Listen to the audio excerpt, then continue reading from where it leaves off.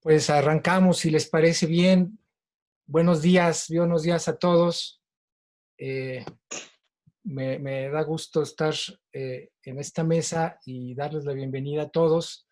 Es una mesa que hemos titulado La política de desarrollo social frente a la política ambiental en México, una mirada desde diferentes actores. Y se da, como ustedes saben, en el contexto de la maestría en sociedades sustentables de la UAM Xochimilco, cuya segunda generación está próxima a terminar. Se encuentra en estos tiempos justamente centrada en la parte política de la sustentabilidad, y en ese contexto se inscribe también esta mesa. En una coyuntura, por otra parte, que creo que es significativa en términos de precisamente de estos vínculos importantes, necesarios entre lo social, lo ambiental, con respecto a la sustentabilidad. Hemos entonces pensado en un diálogo que permita precisamente vincular los objetos, bueno, por un lado la parte de política, ¿no? Las políticas y la política también en singular, eh, y los vínculos evidentemente importantes, necesarios, conceptualmente muy discutidos, también problemáticos, las estrategias, los problemas, los retos.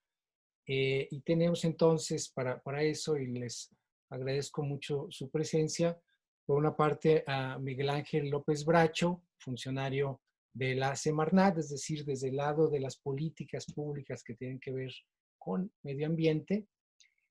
También está aquí, le agradezco igualmente a Julio César Jerónimo, que él es funcionario de la Secretaría de Bienestar, y muy ligado a uno de los programas que, digamos, pudiéramos verlo como una de esas pinzas entre lo social y lo ambiental, ya lo platicaremos, que es este programa Sembrando Vida. Está con nosotros también, le agradezco igualmente, Pedro Álvarez y Casa, ahora consultor independiente, y había ofrecido estar con nosotros, pero parece que tuvo un problema de última hora, según lo que estoy ahorita recibiendo información, Leticia Merino, del Instituto de Investigaciones Sociales de la UNAM. Si eventualmente tiene oportunidad de unirse, la incorporemos con mucho gusto. Y entonces tenemos distintas perspectivas, la política ambiental, la política social, la sociedad civil, la perspectiva, digamos, de fuera también. Y están con nosotros, claro, también miembros de tanto del personal académico como estudiantes de la maestría en sociedades sustentables, que creo que ya están también presentes aquí en su mayor parte, y todos, por supuesto, también bienvenidos, qué bueno que están acá. Tenemos, No puedo, Ter, estoy en conferencia. tenemos previsto, a ver si pueden silenciar, por favor, ese micrófono. Tenemos previsto una sesión de 2 horas de duración, para terminar hacia las 12, con dos grandes segmentos. El primero, que se refiere, digamos, donde tendrían lugar intervenciones de 15 minutos de los panelistas en relación a su propia perspectiva con respecto a este tema, ¿no? Muy centrado, ojalá, en esa vinculación entre la sustentabilidad en lo ambiental y en lo social. 15 minutos cada uno, y después una segunda ronda en la que prevemos también que haya la posibilidad de interacción a partir de las intervenciones previas de los otros participantes y de las preguntas que se hagan del resto de los participantes, y que las estaremos recogiendo desde ahorita a través del chat, que está activo también, y que entonces en cualquier momento pueden ser expresadas. Yo esperaría que tuviéramos todavía ahí un buen tiempo para esa segunda ronda, digamos, cruzada, y con involucramiento de los demás participantes.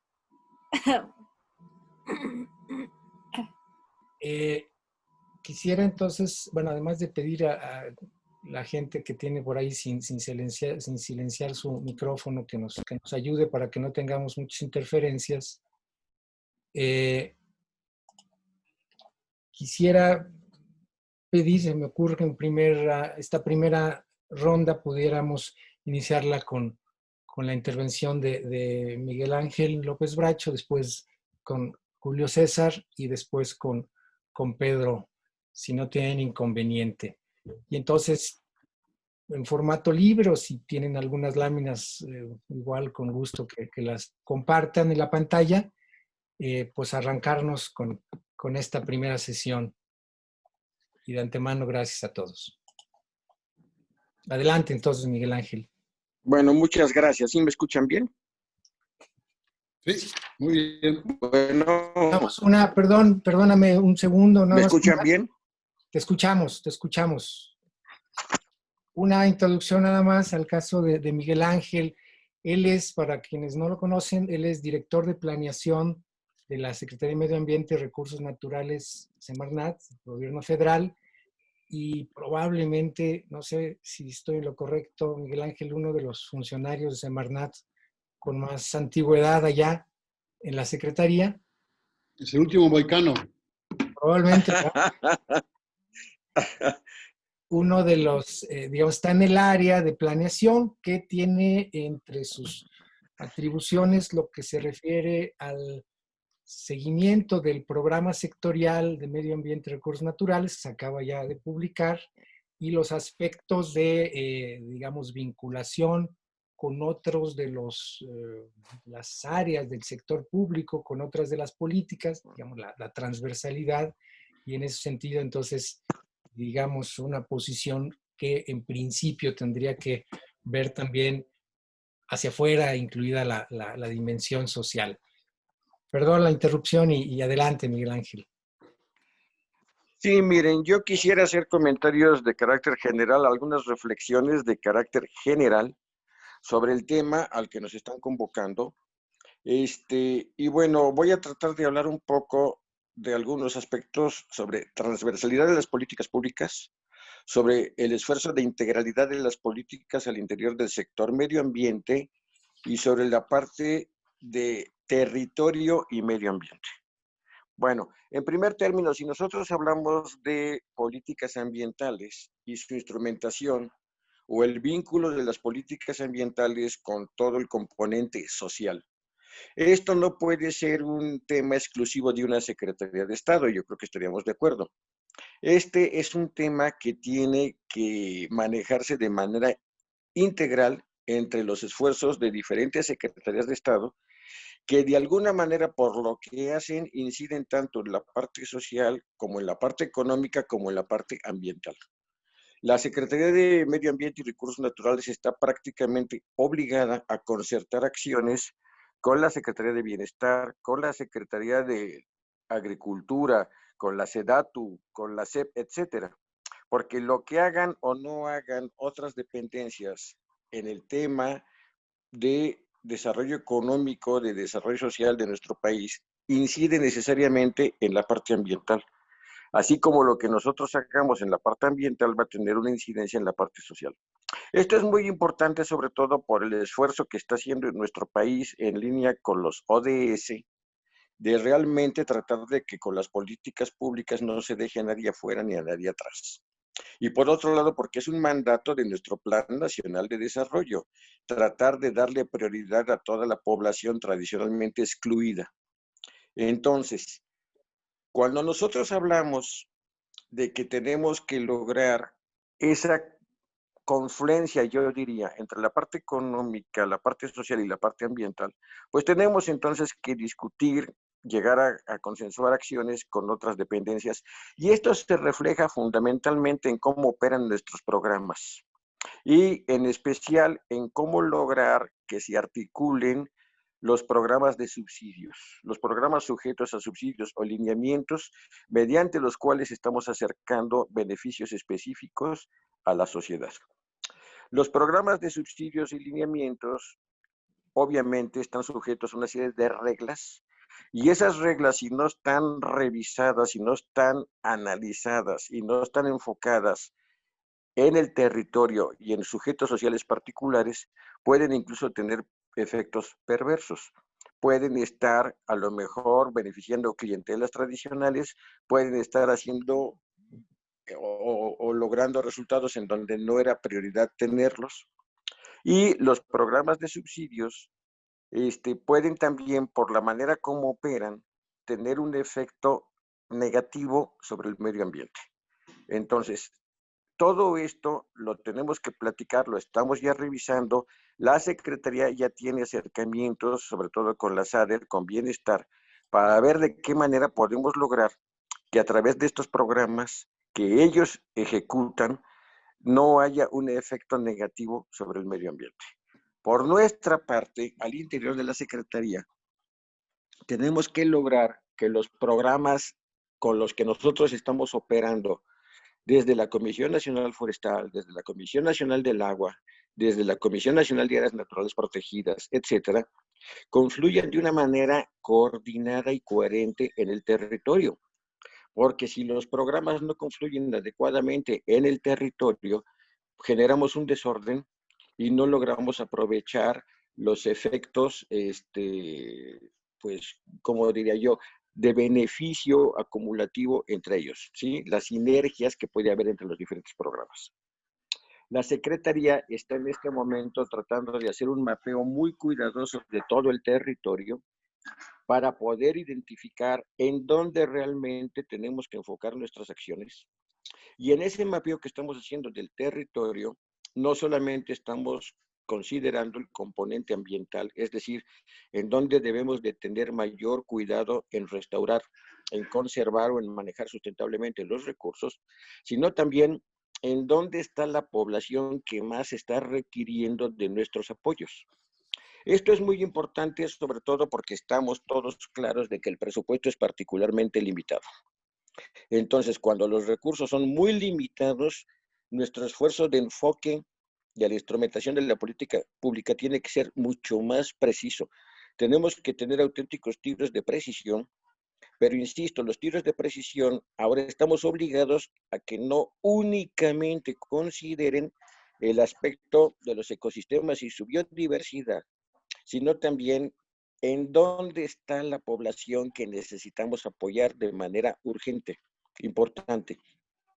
Este esfuerzo demanda el trabajo coordinado de todo el sector medio ambiente, en eso estamos.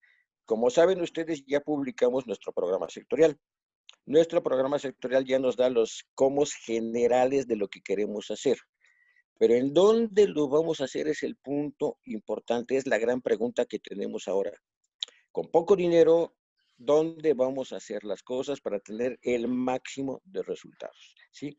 Entonces, a lo que yo quiero llegar es que, bueno, importa mucho ligar la parte social con la parte económica y con la parte ambiental. Y perdón que insiste en lo económico, pero creo que sí tenemos que considerar los tres elementos, porque finalmente son los tres grandes pilares de la sustentabilidad.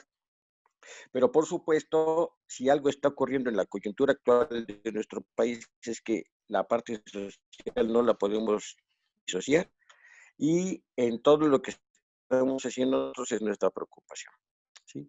Entonces, el mapeo de lo que estamos haciendo se traducirá en su momento en la necesidad obligada de revisar cómo hacemos las cosas, dónde hacemos las cosas, y tendremos que aprender de experiencias previas para no caer en errores previos. Les voy a dar un ejemplo. En alguna administración anterior hicimos un esfuerzo enorme por trabajar en la cuenca Lerma-Chapala, por tratar de hacer esfuerzos concretos de desarrollo en la cuenca Lerma-Chapala. Y no tienen idea de lo complejo que fue y lo muy difícil que realmente fue lograr que concluyeran en el mismo sitio de manera ordenada los diferentes instrumentos de política de nuestra Secretaría de Agricultura. Porque cada quien estaba ya atada a sus propias reglas y somos muy inerciales en la instrumentación de las políticas públicas. Entonces hay que romper hasta ese paradigma. Tenemos que aprender a cuestionarnos si lo que hemos hecho tradicionalmente y en el lugar donde lo hemos hecho y con la clientela donde lo hemos hecho es lo correcto o tenemos que hacer giros, golpes de timón Y eso tampoco se puede hacer por decreto, porque todos los programas importantes donde se está operando recursos están sujetos a reglas. Y las reglas se tienen que revisar y se tienen que consensuar. Entonces, es un esfuerzo que va a llevar un rato. Es a lo que yo quisiera llegar. Hay que lograr que confluyan las políticas, pero es un esfuerzo que no se saca incluso a través de un programa sectorial y ya. Tenemos que hacer todo un esfuerzo de traducir todo esto en la programación, presupuestación, en las reglas de operación y en la coordinación de acciones con otras secretarías de Estado. Dejaría yo ahorita mi reflexión a este nivel y bueno, veríamos ya después en la sesión de preguntas y respuestas alguna cosa que quisieran puntualizar. Muchas gracias, Miguel Ángel. Entonces, le pediría yo a Julio César Jerónimo que tuviera su primera intervención. Él es director general de agroforestería en la que ahora es la Secretaría de Bienestar del Gobierno Federal. Y en ese contexto tiene una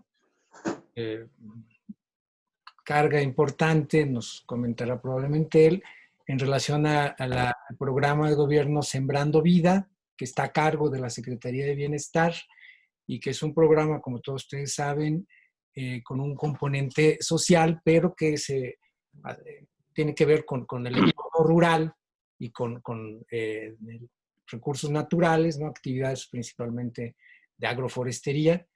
Entonces tiene, claro, también necesariamente una vinculación con lo ambiental y los recursos naturales. Te agradezco de nuevo que hayas aceptado estar con nosotros, Julio César, aún en este contexto un poco difícil de la transición, justo en estos días de Secretaría de Bienestar con Semarnat, con cambio de titular, etcétera. Y adelante, lo que quieras, si puedas, lo que quieras compartir, incluso si tuvieras alguna cosa en pantalla, con gusto. Ok, pues muchísimas gracias. Pues buenos días a todas y a todos. Pues quiero comentarles el tema, el programa Sembrando Vida en función en esta dinámica con respecto a la mesa de la política de desarrollo social frente a la política ambiental, ¿no? Y la participación y cómo fue de alguna manera creado este programa y hacia dónde se perfila, ¿no? Cuáles son las miras que está buscando, ¿no? Y un poco también de los avances que hoy tenemos, ¿no? Sembrando Vida, pues es un programa que se anida en la Secretaría de Bienestar por el componente central de trabajo con las unidades campesinas, ¿no? Con la unidad, con la familia, con la parte social, que son las poseedoras ahorita de las tierras, sobre todo y sobre todo en la parte de... Dejamos de escuchar.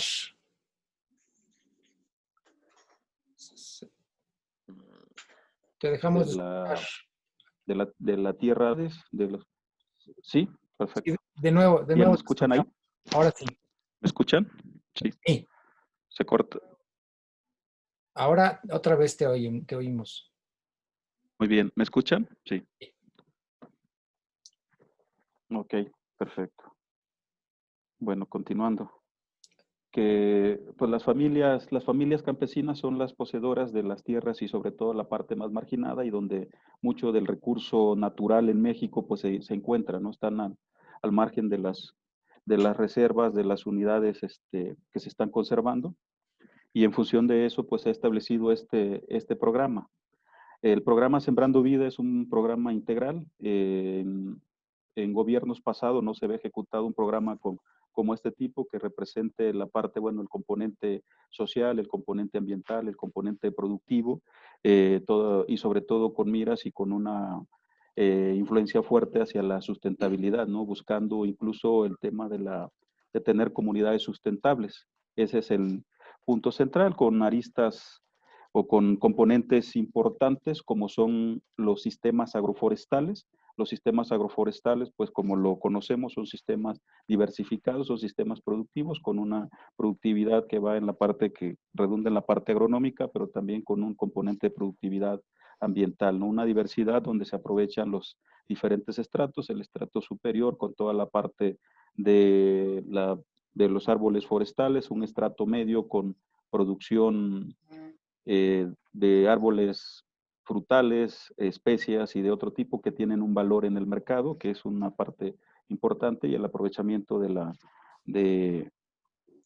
estrato inferior, que pues desde diferentes perspectivas, pues también unos encaminadas al mercado, pero sobre todo pensando y trabajando con la producción de alimentos, encaminados hacia una soberanía de esas familias, ¿no? De la soberanía alimentaria, buscando la producción de alimentos para su mesa, buscando también con el estrato medio, pues la generación de ingresos para sus gastos y pues el componente forestal también pues, con todo lo que esto implica, ¿no? Acompañado de esto, pues quien las trabaja son las unidades de producción campesina, que pues bajo la connotación y el concepto del campesinado de su esquema y forma de trabajo, donde se respeta su cultura, se respetan sus saberes y se trabaja con ellos de manera puntual, de manera territorializada. No hay un esquema generalizado en materia de productividad no hay un paquete tecnológico, por decirlo de una manera más corta, se genera de acuerdo a las condiciones locales, de las condiciones de la cultura, al esquema de trabajo con la gente y bajo un esquema fuerte de la agricultura, sobre todo orgánica, ¿no? Tenemos un componente importante que le hemos llamado la biofábrica, que a través de ellos pues está promoviendo toda la cultura de la agricultura orgánica para la producción de la instalación de estos sistemas agroforestales que puedan permitirles en el corto plazo la producción de alimentos, en el mediano plazo pues la generación de ingresos adicionales que en algún momento se pueda, de acuerdo a las proyecciones que tenemos, pues sea igual o mayor a los subsidios que hoy está recibiendo cada una de las familias, ¿no?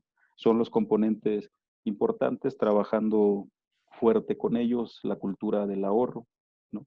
La conciencia ambiental, el, el arraigo, los saberes locales, la diversidad cultural, pues una parte de los valores, todo lo que es la cooperación, el cooperativismo, fincados en un tema de organización y teniendo nosotros como una unidad eje, una unidad central, a lo que le hemos llamado las comunidades de aprendizaje campesinos, ¿no? Una comunidad de aprendizaje campesino pues se compone de 25 sembradoras o sembradores y en ellos pues está trabajando un binomio técnico que se compone de un técnico productivo y un técnico social, cada uno con una tarea específica para poder trabajar, y un grupo de becarios también aquí donde estamos pensando, se ha trabajado con el relevo generacional, que los jóvenes se integren a las dinámicas productivas y a las dinámicas comunitarias y sobre todo pues al, al campo, ¿no? Que hemos tenido en el campo en los últimos años, pues es un envejecimiento de los campesinos y un abandono de la parte de los técnicos, de los jóvenes que han ido buscando otro tipo de formación o de carreras, ¿no? Aquí hemos logrado avanzar ello con los técnicos productivos, los técnicos sociales y con los becarios que se suman.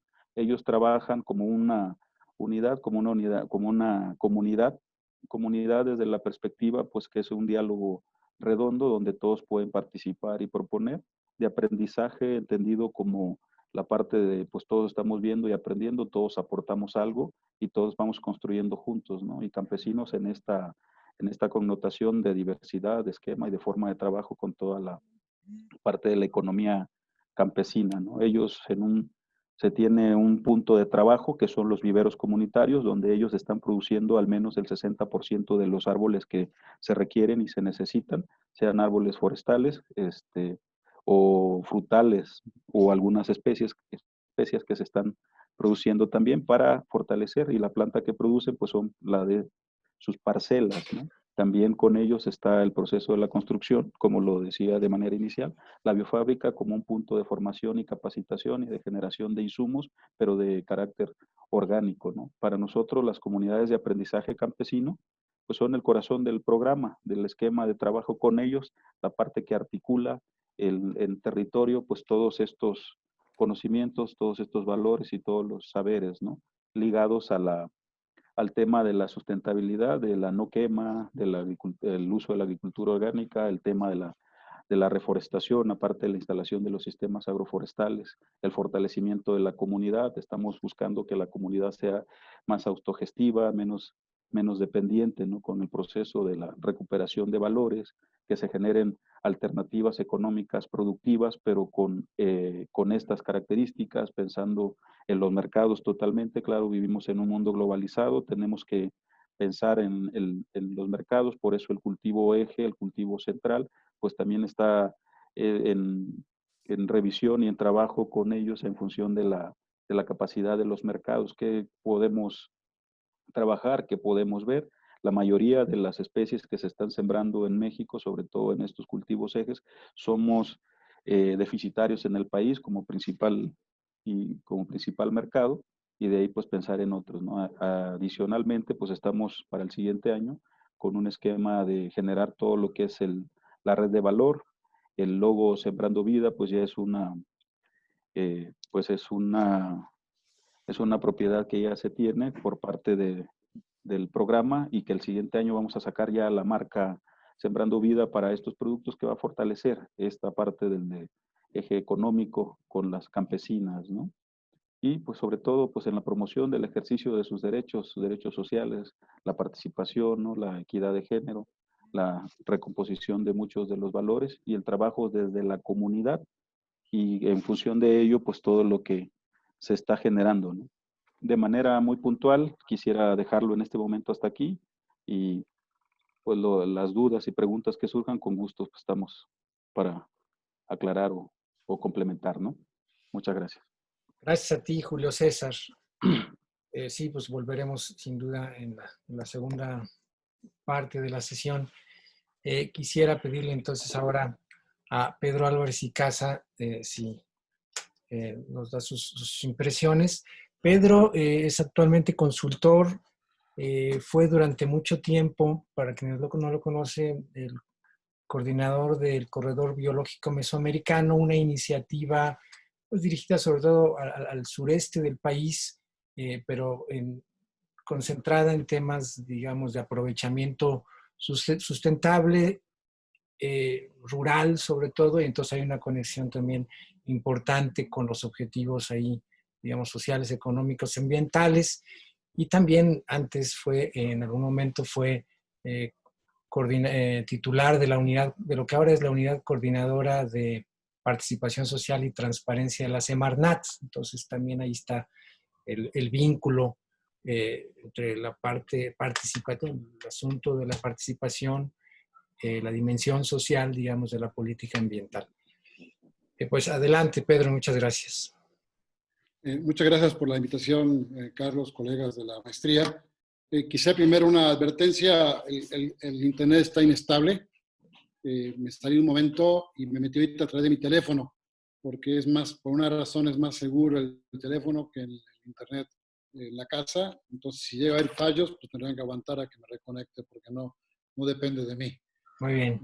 El ancho de banda de mi pueblo es muy pequeño y eso compito con muchos vecinos por el mismo espacio. Con esa aclaración, quisiera decirles primero que para mí es un gusto estar en este seminario, porque yo soy triplemente guamero. Yo estudié la carrera de agronomía en la UAM Xochimilco. Soy de la cuarta generación, de la primera de desarrollo rural, y luego trabajé un tiempo como soy investigador invitado, hace muchos años. Y tengo un vínculo personal, profesional y político asociado a la forma de enseñar en la UAM, que para mí fue un éxito de visión y creo que sigue siendo vigente. Entonces, por eso estoy muy contento de estar aquí.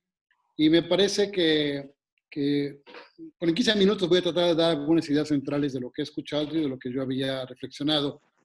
Quizá empezaré por decirles que hay una conferencia muy peculiar y es de coyuntura, ya se ha estado mencionando, de que María Luisa Albores tome ahora la Secretaría de Medio Ambiente y Recursos Naturales.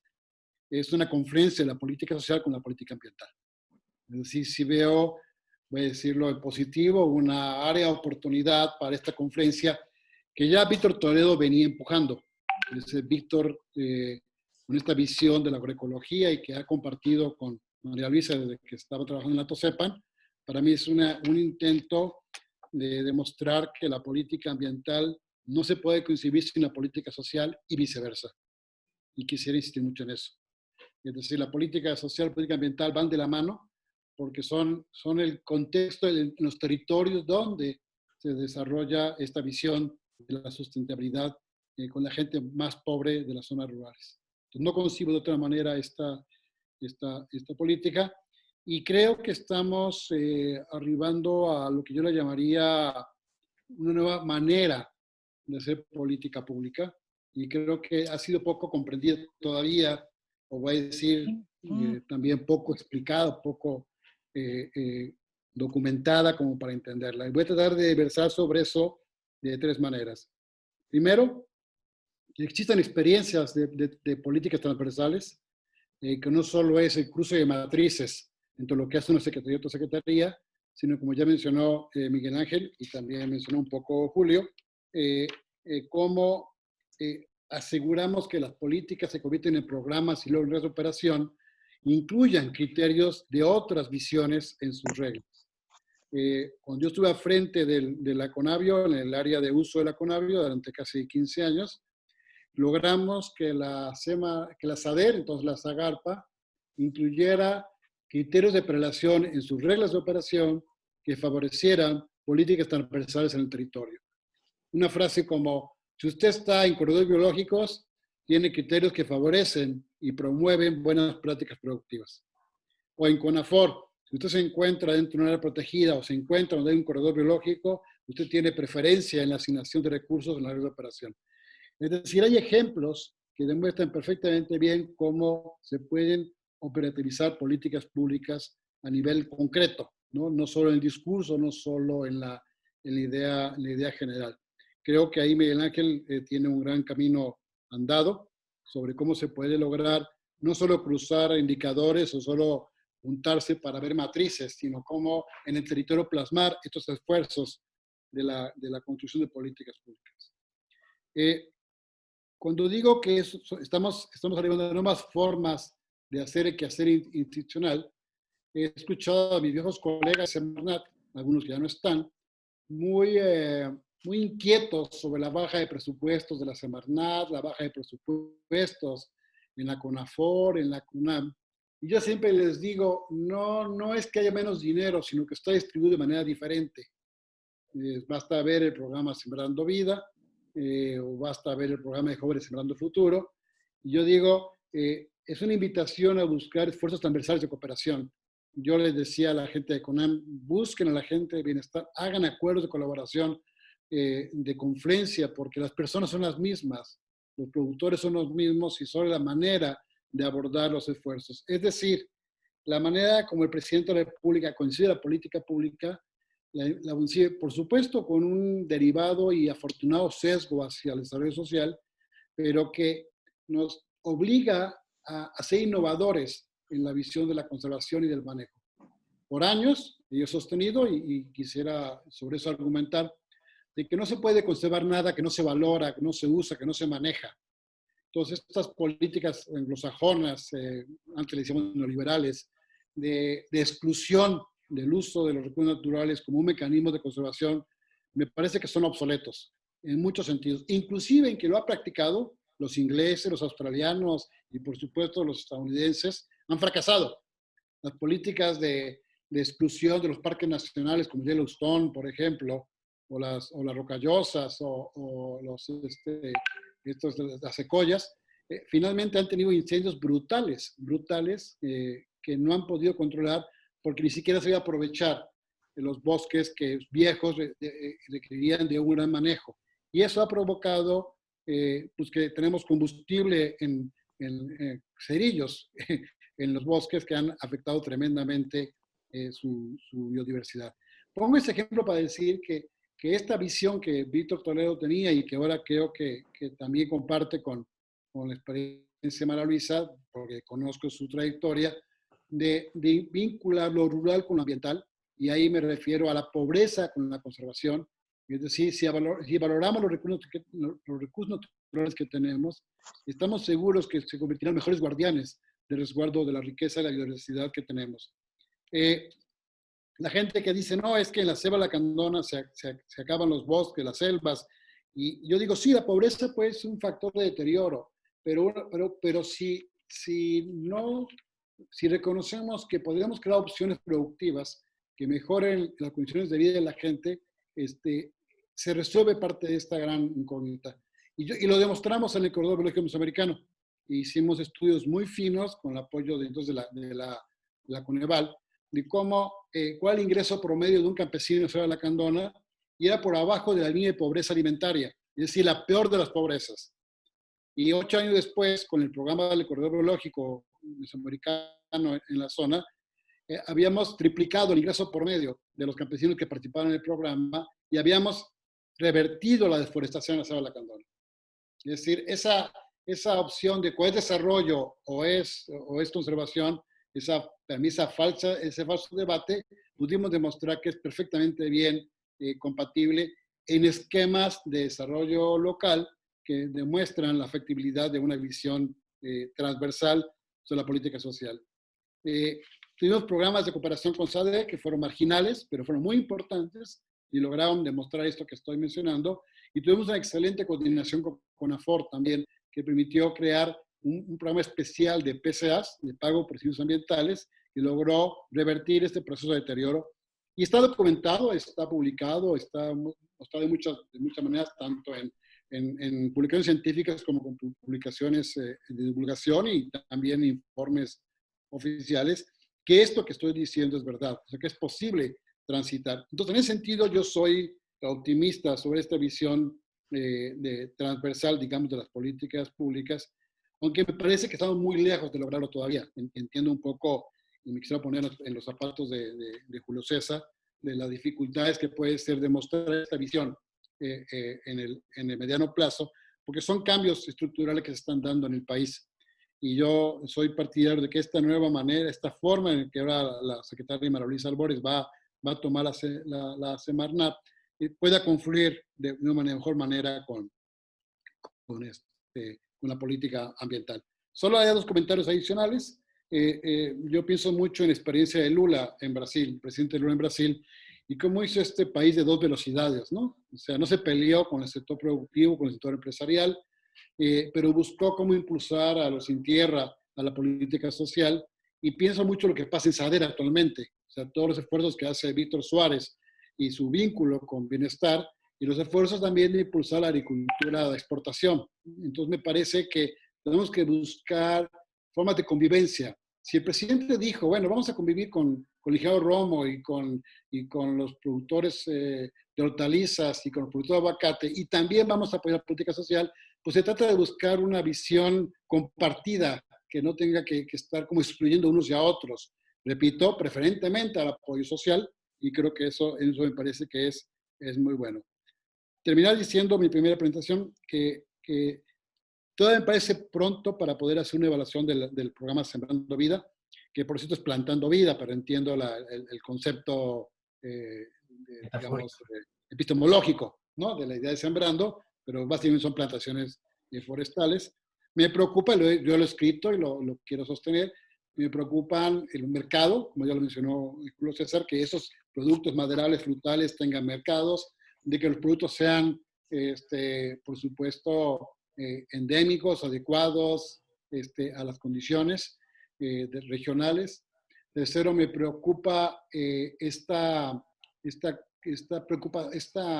planteamiento que se hizo muy al principio, de que algunos campesinos para poder recibir el programa empezaban a deforestar.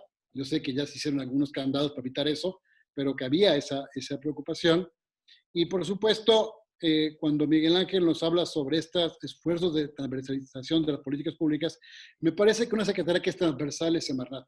Semarnat es una secretaría que en algunos países, por cierto, es como un ministerio dependiendo de la presidencia para buscar ese equilibrio entre las acciones. Yo creo que parte de su trabajo tiene que ver con eso, con el esfuerzo de transversalizar las políticas públicas y también convivir con programas enormes y difíciles como el Tren Maya, como Dos Bocas. Es decir, tenemos que buscar que las políticas de desarrollo regional que hay en el sureste de México confluyan con los grandes proyectos de desarrollo. para que aseguremos que esa inserción en los territorios genere beneficios locales y no solo sean polos de desarrollo como tal, que se insertan en los territorios y que la gente queda, va a decir, excluida de ese esquema. Creo que esa es una preocupación que yo sé que está teniendo el gobierno, pero que será muy importante que se esté revisitando constantemente para poder plantear las cosas. No quise hacer un recuento, me parece que el tiempo es muy corto,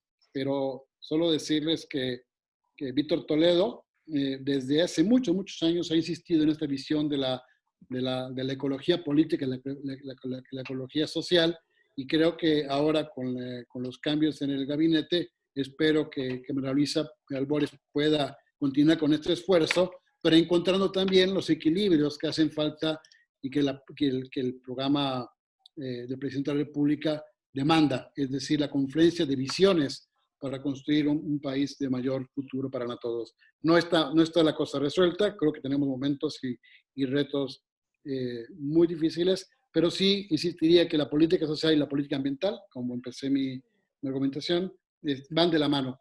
Y creo que resolver la pobreza también es resolver el deterioro ambiental, porque si logramos buscar esquemas de vida, de modelos de vida que evite el deterioro, evite la migración, mantengan arraigo a los productores, a los campesinos, a sus hijos, en el contexto local pueden ser áreas de oportunidad para todos. Y creo que para este grupo de la maestría, pues es para mí una joya lo que tiene enfrente de sí. Es decir, cómo se está construyendo la política social y la política ambiental en estas sociedades sustentables, como le llama la maestría, me parece que es una oportunidad enorme para visitar y analizar la política pública en el momento. Nada más. Pues muchas gracias también, Pedro.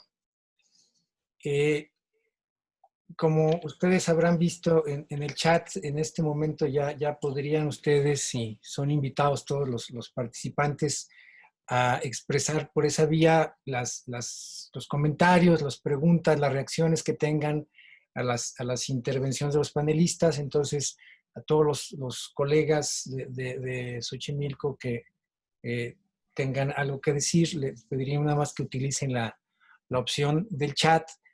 Y esta segunda ronda se nutriría en buena parte, ojalá, de eso que se exprese ahí, además de las cosas que ya las propias intervenciones de los comentaristas han abierto. En espera de que pudiera llegar algunas otras intervenciones y que, claro, de lo que ya de por sí los propios panelistas puedan ampliar y reaccionar. Yo quisiera aprovechar para incorporar uno o dos elementos que creo que pudieran nutrir esta segunda parte. Creo que está dicha, por un lado, la conceptual y necesaria vinculación entre la sustentabilidad ambiental y lo social. Se platicó por un lado, lo que desde la política ambiental está expresado, por ejemplo, en términos de la política de transversalidad y el programa sectorial.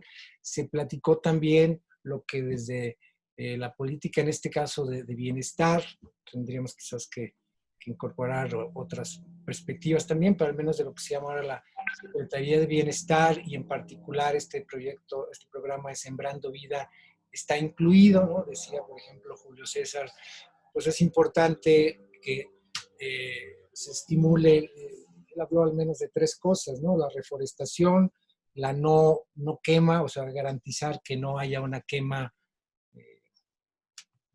consciente a propósito de sobre todo superficies forestales en el contexto del propio programa, y se estimula agricultura orgánica. Digamos, hay elementos de vinculación inherente.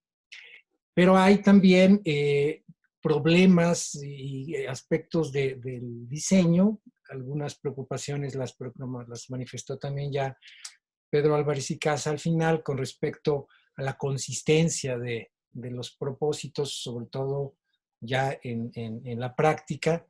Y en relación a eso, yo quisiera plantear un poco y ver si se pueden expresar en relación a ello los comentaristas.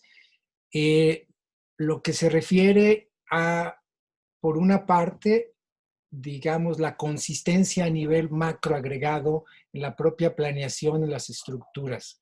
Quizás la expresión más concreta tendría que ser en este sentido el ordenamiento del territorio y en qué medida, por ejemplo, las políticas sociales, al tiempo que atienden propósitos sociales de bienestar, que nos explicó con mucho detalle Julio César, pueden ser consistentes con las características del territorio, la vocación del territorio, lo que en general a través de las herramientas como el ordenamiento territorial tendrían que quizás quedar planteadas, y me parece que a ese nivel incluso tendrían que estar planteadas desde las propias herramientas, desde el programa sectorial de medio ambiente, el otro programa sectorial, las reglas de operación, de Sembrando Vida, etcétera. Y una segunda dimensión que creo que tendría que ver más con la operación, con la instrumentación, con problemas que podría tener lugar y que pueden presentar efectos incluso perversos, como lo que decía Pedro, en términos de incentivar, por ejemplo, deforestación para tener algún tipo de apoyo social puntual mediante el programa Sembrando Vida.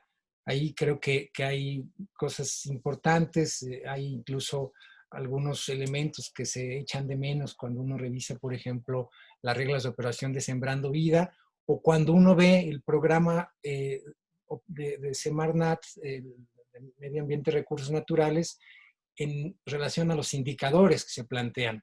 Porque los indicadores que tienen que ver con esto, por ejemplo, centrándonos en biodiversidad, que es el primer objetivo que está establecido en el programa sectorial, los objetivos, los parámetros, los indicadores se refieren a la superficie bajo conservación o bajo esquemas de algún tipo de estímulo como el que podríamos vincular o donde se podría incorporar Sembrando Vida. Pero hablamos de superficies, no hablamos, por ejemplo, de parámetros ambientales en términos de sobrevivencia de las especies planteadas, consistencia con el ecosistema, etcétera, etcétera. Entonces creo que sobre eso ahí probablemente queden muchos cabos abiertos. Por un lado, plantear eso, y perdónenme que me siga de frente para recoger también lo que ya empezaron a expresar algunos de los participantes a través del chat. No sé si pudiéramos, a ver, inicio reflejando, algunos lo estarán viendo en la pantalla también. Se habla, por ejemplo, de dudas con respecto a las producciones agroecológicas, si es realmente orgánico lo que puede estar quedando incorporado a través del programa Sembrando Vida. Se pregunta también la postura con respecto al uso del glifosato, un tema que ha estado muy presente en los últimos tiempos, y cuáles tendrían que ser los puntos de encuentro en la convivencia entre proyectos tan diferentes como la transición hacia la agroecología, planteada por el secretario Toledo, o la visión de agroindustria de SADER. Se plantea también que es ineludible el tema de los megaproyectos en este contexto, y de la participación ciudadana en la definición de las políticas en torno a la sustentabilidad, a ver si pudieran expresar en relación a ello. Hay una pregunta específica para Miguel Ángel López Bracho, en su calidad de funcionario de la Semarnat y de varias administraciones. ¿Cuáles serían las principales diferencias que percibe la administración actual comparada con las anteriores, sobre todo en materia de conservación ambiental? Otra pregunta, ¿qué posición se tiene frente a una práctica cultural que no sea propiamente agroecológica? Y hay otra pregunta para Julio César Jerónimo. ¿Por qué razón no se prioriza las especies nativas tanto en árboles frutales enmaderables en frutales y enmaderables para la agroforestería, si son fundamentales en la identidad territorial de las comunidades, especies nativas. Otra pregunta específica para Miguel Ángel, ¿qué tanto el plan sectorial resuelve los vacíos técnicos que son manifiestos en el Plan Nacional de Desarrollo? Y una expresión de que no quedaron claros los planes mercantiles, si se tiene un modelo de distribución de cadena corta, si los costos de distribución, está hablando, me imagino, del programa Sembrando Vida, si los costos de distribución los asume el productor o hay algún apoyo, y si se vende o se estimula que se venda con enfoque de comercio justo o en relación a costos de mercado. Una pregunta específica para Pedro Álvarez y Casa, si en la fórmula de políticas públicas o en relación a ella, ¿qué opinión le genera la posición que tiene el gobierno federal frente al quehacer de las organizaciones ambientalistas como Indignación o el Centro Mexicano para el Derecho Ambiental, CEMDA? Con referente a lo que se refiere perdón, la redundancia, con referente a la restauración dentro de Sembrando Vida, ¿cuál ha sido el modelo a seguir? ¿Qué parámetros sociales, económicos y ambientales se toman en cuenta? Y sobre todo, en los procesos de restauración ecológica, ¿cómo se evalúa el factor tiempo? Lo que sucede a través del tiempo, ¿no? Pregunta también María Camila Macías. Dice que llama la atención que la participación o el porcentaje de recursos destinados a medio ambiente es poca, supongo que estará hablando del presupuesto de egresos, y cómo entonces se pueden trazar objetivos de más largo alcance ante escenarios de una crisis ecológica y también de los compromisos establecidos en materia de cambio climático en el Acuerdo de París. ¿Cuáles serían, dice también, las lecciones aprendidas en estos años de gestión? Y pregunta también Diego Castro para Miguel Ángel, en el mapeo de actores que se está haciendo, ¿cuáles son los criterios usados para la definición de comunidades o de poblaciones que requieren el apoyo de Semarnat? ¿Cómo se incorporan las políticas o las propuestas emanadas directamente desde las comunidades, que podrían en ocasiones no ir en correspondencia con las políticas de desarrollo económico? Finalmente, hay una pregunta de Juan Hipólito. Dice, en el caso de lanzar una marca Sembrando Vida, de la cual habló Julio César, ¿qué se ofrecería de manera inmediata si los tiempos para obtener frutos o maduración de las plantas en realidad no se manifiestan tan pronto, tan rápido? O sea, ¿cuál sería, quiero entender, el atractivo de la marca Sembrando Vida en el corto plazo? Bueno, pues hasta ahí creo que tenemos suficiente carnita y les pediría entonces, pues creo que nuevamente en el orden en que participaron en su primera intervención, primero a Miguel Ángel, después a Julio César y después a Pedro, sus opiniones al respecto. Bueno, si gustan, hago una primera intervención. Son muchísimas dudas, muchas preguntas. Déjenme tratar de responder algunos de los puntos que se han comentado. Espero poder ser incluyente. Primero que nada, miren, obviamente el Plan Nacional de Desarrollo es diferente a los previos, es muy diferente en muchas cosas. Plantea las grandes directrices del Plan Nacional de Desarrollo.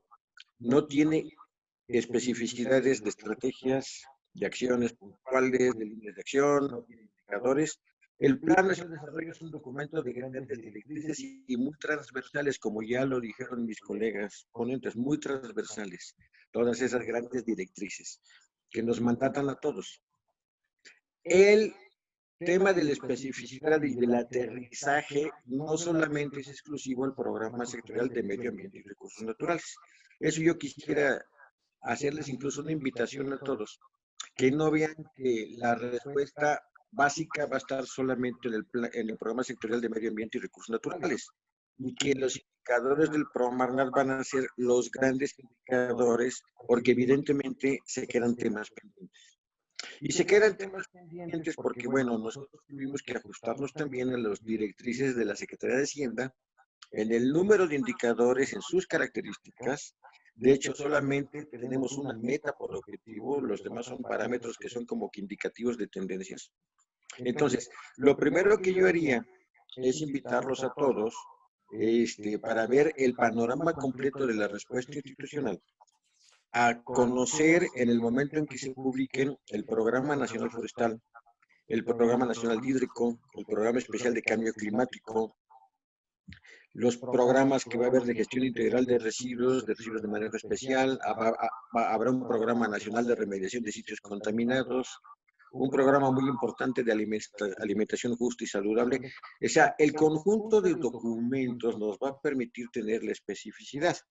Y ahí seguramente van a poder ver ustedes temas como qué pasa con la sobrevivencia de las plantaciones, dónde son las plantaciones y muchas cosas más, ¿no? O sea, ahí está la respuesta. Ahora, número 2, para el seguimiento de lo que hacemos en las políticas públicas, es muy importante, más que nunca, que conozcamos los indicadores y metas de todos los programas presupuestarios, que tienen todavía una especificidad adicional. Entonces, ¿por qué es importante ahora? Porque cuando se modificó la ley de planeación en el año 2018, se eliminó el concepto de programa anual de trabajo. Entonces ya las secretarías de Estado no están obligadas a tener un programa anual de trabajo, sino que ahora todo lo tenemos que reflejar operativamente, toda nuestra planeación estratégica anual en las matrices de indicadores para resultados de los programas presupuestarios.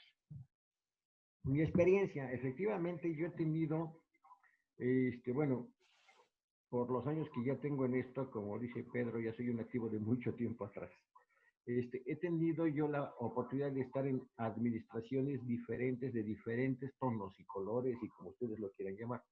Donde hay un punto importante que yo veo de diferencia en este momento que me gusta, es en esto que les comenté de tratar de entender que todo se refleja para bien o para mal en el territorio, y que esto es más que el ordenamiento del territorio. O sea, el ordenamiento del territorio es fundamental, el ordenamiento del territorio es importantísimo, pero es más que eso. Es cómo logramos realmente que la política pública, que todos los instrumentos de política pública con los que cuenta el Estado, y aquí hablo de Estado en término amplio, ¿sí? ¿Cómo logramos que realmente esos instrumentos de política pública contribuyan a un desarrollo sostenible en la comunidad y que tome en cuenta como sujeto principal en la toma de decisiones a esa comunidad? Y bueno, cuando hablamos de territorio, tenemos un punto de partida importantísimo que lo dijo en su momento nuestro anterior secretario. Tenemos más de 600 conflictos ambientales vigentes en este momento que no están totalmente terminados de resolver. Son conflictos locales todos ellos, que están afectando de diferente manera a comunidades y grupos de población particulares y que tenemos que resolver. Y son conflictos que nuevamente no se pueden resolver con el equipaje de políticas de una sola dependencia del Ejecutivo, porque muchos de esos conflictos tienen que ver con aspectos de propiedad, de tenencia de la tierra, tienen que ver con aspectos de cómo ha incidido o no ha incidido la política minera, la política agrícola, otras cosas, ¿no? Entonces, en el territorio, una de las prioridades que tenemos que tener es identificar esos temas de conflicto ambiental que ya muchos de ellos son de muchos años atrás y ver cómo los vamos a resolver. ¿Sí? Preguntaban, bueno, ¿y cómo vamos a identificar a esos grupos de población? Tenemos varios elementos para esto. Número uno, desde el proceso de consulta ciudadana para elaborar el Plan Nacional de Desarrollo y el programa sectorial, tuvimos demandas muy puntuales en todo el territorio de problemática que grupos particulares de población nos presentaron y que tenemos nosotros documentadas. Número dos, Tenemos estadísticas nacionales muy cuidadas, muy detalladas, tenemos muy identificados los niveles de marginación por localidad en México y tenemos muy claro dónde están los lugares con mayor marginación. Insisto, a nivel de localidad, ni siquiera solo de municipio, de localidad. Y bueno, estamos además en total coordinación con el Instituto de Pueblos Indígenas, estamos en coordinación con INMujeres para tratar de que nuestro mapeo de sujetos de atención prioritaria esté en consonancia con los datos de población y los datos de vulnerabilidad que ellos tienen detectado. Entonces, mecanismos de articulación que tenemos nosotros con la población, esto lo tenemos que fortalecer, en eso estamos, esto lo tenemos que fortalecer desde el territorio y para eso estamos construyendo agendas estatales. En ese proceso está en este momento la Secretaría. ¿Qué hacemos cuando la población tiene demandas alternativas o más bien cuando la población tiene planteamientos alternativos a una propuesta nuestra? Pues estamos obligados a consensuar. Y obviamente la Secretaría tiene el compromiso de consensuar la instrumentación de las políticas. Cualquier cosa que uno haga imponiendo, y tenemos toda una experiencia en nuestro país de años, tarde o temprano se va a reflejar en nuevos problemas. ¿Sí? Entonces, no podemos nosotros partir de imponer nada si no está consensuado, porque a la larga lo que generamos es un nuevo problema latente. Entonces, si hay planteamientos de la sociedad diferentes por alguna razón, pues tenemos que sentarnos y discutir, negociar, dialogar y llegar a acuerdos. Y bueno, y yo agregaría, hay respuestas culturales que vayan en contra de una visión de agroecología o de desarrollo sustentable, pues miren, pudiera haberlas, pero si las hay no son sustentables. Entonces, realmente la experiencia que tenemos y de quienes más tienen trabajo comunitario entre los funcionarios de la Secretaría, de quienes van a llegar, ¿sí? Nuestra nueva secretaria viene en la TOSEPAN, como ya aquí se comentó. La experiencia que tenemos de trabajo comunitario es que en general hay una sabiduría ancestral en nuestras comunidades que en general les ha permitido justamente, a pesar de sus altos niveles de marginación, sobrevivir y conservar sus ecosistemas. Entonces, bueno, tenemos que empezar por rescatar, documentar y entender lo que ellos saben hacer y respetarlo.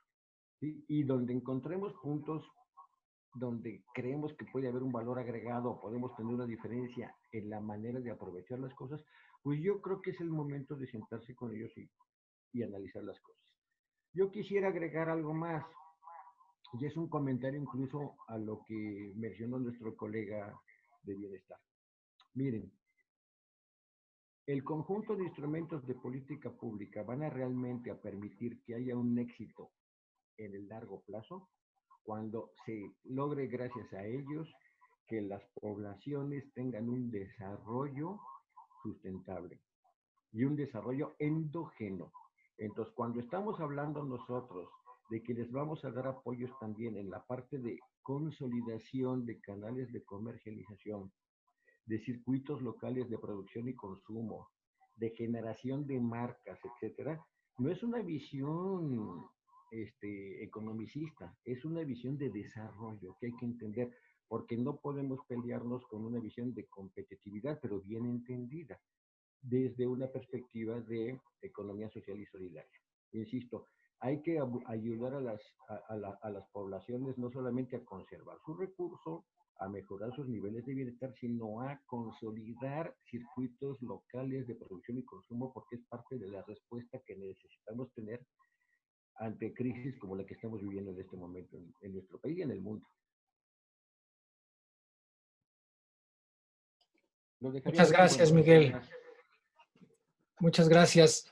Le pediría entonces ahora a Julio César, por favor. Muy bien, muchas gracias. Pues comentar que pues estamos ante un cambio fuerte de fondo. Sabemos, como bien lo ha señalado el presidente, también lo viejo no ha terminado de morir y lo nuevo no termina de nacer, ¿no? Ese es un punto en el esquema de del campo. Traemos una visión desde el periodo de la Revolución Verde, ¿no? Lo hablo en el tema de que nos ocupa para el programa Sembrando Vida. Traemos retos importantes, estamos en un cambio de paradigma de la visión, estamos en una visión diversificada, con una visión de economía campesina, con una visión de diversificación productiva, con un trabajo de comunidad. No estamos en un esquema de, como se le ha llamado, como han promovido los gobiernos anteriores, de un modelo empresarial como tal que busca solo ir por la máxima ganancia, ¿no? En monocultivos, en la aplicación alta de insumos para alcanzar las altas productividades y poder acceder a mercados, ¿no? Aquí en el programa estamos en esta visión, la visión de diversificación, la visión de economía campesina, bajo un enfoque, como bien lo señalaba ahorita el compañero Miguel Ángel, pues desde la perspectiva, una, de la economía solidaria, dos, como bases sustanciales desde la agroecología, y los modelos que se están manejando son desde ahí, y tenemos retos en fuerte, ¿no? Retos fuertes y que venimos trabajando, ¿no? Los modelos que venimos desarrollando van en esa tesitura, dice, bajo un modelo, pensando precisamente, como bien lo señala, pues ahí los gurús del desarrollo comunitario, el desarrollo, para que sea permanente, el desarrollo comunitario y sobre todo sustentable, tiene que ser endógeno, ¿no? Ahorita hay una intervención, la política es de una intervención, eso pues le quita la parte del endógeno, si quieren, por la participación del Estado, pero que se tiene que cimentar en el desarrollo, en la búsqueda del, como lo señalaba Miguel Ángel, del desarrollo autogestivo de la comunidad y en el caminar con ellos, ¿no? Ahorita este programa, nosotros como tal, digo, bueno, aunque hay un recurso directo, no lo consideramos como un programa asistencialista, le damos el recurso y listo, sino también tiene todos los componentes de seguimiento, de trabajo, para poder cimentar esto, y más bien estimamos es una inversión, ¿no? Este recurso tiene también, pues va a generar mayor riqueza desde la parte productiva, en lo ambiental y en los diferentes componentes que estamos manejando. Aquí esa es una visión clara, ¿no? No estamos en la visión de los monocultivos. Quiero también dejar muy claro que el programa trabaja con 2.5 hectáreas con los sembradores, ¿no? 2.5 hectáreas que son, de las cuales son dueños los sembradores, sobre todo productores de escasos recursos que están, pues, el tema de la línea de bienestar y el rezago social son nuestros puntos importantes de análisis. Hoy tenemos más de 424,000 sembradores y con ellos estamos reconvirtiendo, ¿no? Y sobre todo se eligieron parcelas, para que también por ahí contestar alguna de las preguntas, pues de que no tiene otra ocupación arbórea, ¿no? Ese es el tema que se tiene que tomar también en cuenta, que muchos son pastizales, muchos son otros cultivos anuales que se vienen tomando, áreas que estaban en desuso. Se está reactivando toda esa parte, ¿no? Todas las áreas que tienen una cobertura vegetal por lineamientos y después por reglas de operación, pues no se permiten. Es parte de lo que se ha manejado, y efectivamente pues estamos en esa tesitura de poder avanzar con esas 2.5 hectáreas. 2.5 hectáreas del campesino que se junta en una comunidad de aprendizaje campesino, pero sobre todo para buscar esa parte del desarrollo, y con ello los modelos que estamos desarrollando, el modelo que se está buscando de productividad, sea un modelo que les permita tener ingresos, ¿no? Tener ingresos en el corto. De hecho, también contestando algunas preguntas, el día de hoy ya tenemos producción, el año pasado y tenemos una diversidad enorme de cultivos, considerando la localidad, desde maíz, frijol, arroz, habas, papa, aguacate, fresas, zarzamoras, en la primera producción. Por los modelos que estamos trabajando nos los permite, y estamos avanzando en la siembra, ¿no?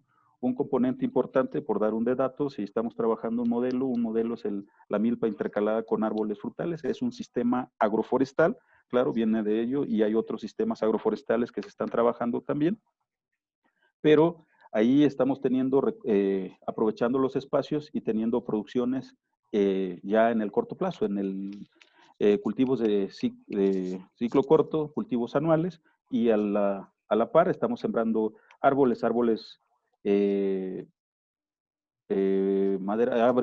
maderables, pues tienen turnos de aprovechamiento de los que estamos trabajando 12, 18, 20, 22 años, Efectivamente, también estamos considerando el tema de la diversidad local. Tenemos un número importante de árboles que se están considerando en el entorno de la parte del territorio donde se encuentren.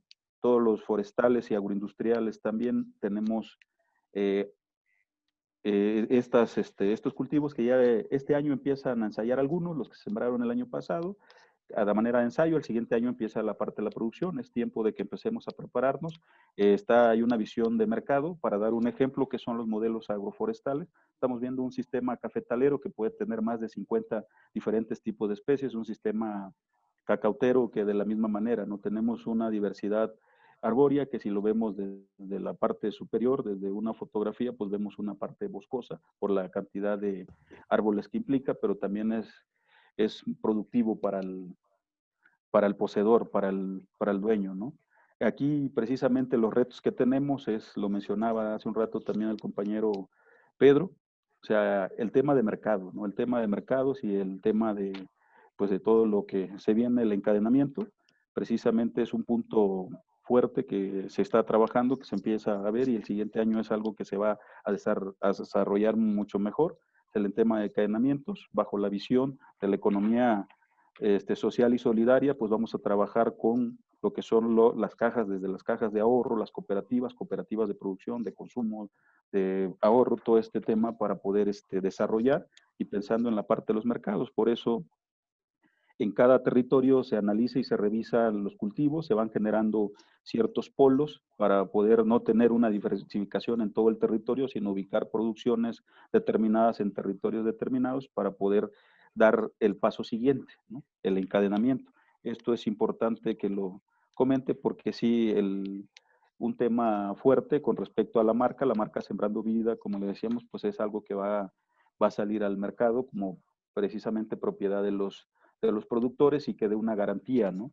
Aquí uno de los compañeros preguntaba, bueno, ¿y quién paga estos temas, no?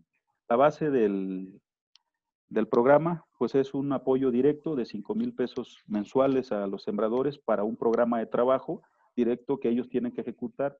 ¿En dónde? En sus parcelas. Los estamos invitando a que regresen a trabajar las parcelas, a producir alimentos primero para su mesa, a replantear el tema de la productividad con proyectos de vida, o sea, empezar a trabajar con esa parte, y con la base de la agroecología, ¿no? Pensando en la no utilización de agroquímicos, las cero quemas, pensando que sea para ellos una plataforma para los que deseen y busquen, en función de la cooperativa o de los grupos que se están trabajando y formando, pues ciertos nichos de mercados, ¿no? Para que puedan ellos acceder a los mercados, pues tendrán que entrar en los esquemas que exigen los mercados de certificación. Y para ello, pues exigen básicamente 2 puntos, ¿no? Pues el tema de la no utilización de agroquímicos, y sobre todo la parte de la equidad social, ¿no? El trabajo con la sociedad y cómo se están produciendo esos alimentos, que es en lo que se está enfocando de manera muy, muy puntual, ¿no? Por eso lo planteaba también, los modelos de restauración tenemos diferentes en función de los territorios y dentro de la parcela, porque recuerdo son una parcela de 2.5, que es el activo principal del campesino. Pues existe alguna carga o alguna zona que se tenga que restaurar, pues existen diferentes esquemas y trabajos de restauración de esas áreas, o de recuperación de suelos, o de recuperación de la cobertura, ¿no? Que no necesariamente también los modelos que estamos trabajando no necesariamente tienen que ser todos productivistas, ¿no? Por eso lo comentaba en ese sentido. Existe un fuerte trabajo día a día de los campesinos en la parte de sus parcelas. Hoy, como les repetía, son 424,000 sembradores que tenemos activos y están pues trabajando en estos esquemas, ¿no? Pues todo lo que implica la diversidad de especies que tenemos se recupera, se reconoce la territorialidad, pues todo lo que se está recuperando, comparado un pastizal con un sistema agroforestal, pues la recuperación del área pues es muy fuerte, ¿no? O sea, ahí estamos viendo pues todo lo que implica. Efectivamente, lo mencionaba el compañero también, pues necesitamos revisar y evaluar esas partes, qué tanto el impacto creemos a todas luces que es positivo por la diversidad de especies, por el número de árboles, por todo lo que vemos en la captura de dióxido de carbono, comparando un pastizal con un sistema agroforestal del que hablemos, ¿no? Y con estos temas, la recuperación de la flora, la recuperación de la fauna en estos espacios, y más cuando lo hablamos o lo generamos de zona territorializada o zonificada, pues estos puntos, hoy día estamos observando cambios importantes que efectivamente faltan de ser evaluados, ¿no? Convertir áreas que no tenían una cobertura vegetal a ahora tener sistemas productivos diversificados, pues es un avance importante, y la contribución también, ¿no? en ese tema, ¿muy bien? Pues de manera puntual, hasta aquí lo quiero dejar por este momento. Seguimos en el diálogo, ¿no? Gracias, Julio César. Llegaron todavía por ahí al final algunas preguntas. Espero que tuviéramos oportunidad de tener ahí una tercera ronda para atenderlas. Y antes le pediría a Pedro Álvarez y Casa su intervención. Bien, yo quisiera abordar intervención en dos perspectivas, algunas preguntas genéricas y quisiera dar mi punto de vista sobre ello, y luego una puntual que a mí me hacen que con mucho gusto la contesto. Primero, sobre el tema de los presupuestos, mucha gente digamos, de la tradición ambientalista mexicana se quejaba muchísimo del bajo presupuesto de la Semarnat. Yo no lo voy a debatir, por supuesto que es bajo, pero había la sensación de como si fuera una actitud deliberada en contra del presupuesto del sector ambiental y en particular de la CONAM. Yo escribí y argumenté que eso no podía ser consistente porque el recorte presupuestario fue para todas las secretarías, y aquí Julio César no me dejará mentir. Y si fueran los programas prioritarios, el recorte fue para todo el mundo. Entonces no era una actitud digamos, predestinada para atacar a Semarnat o a la CONAM.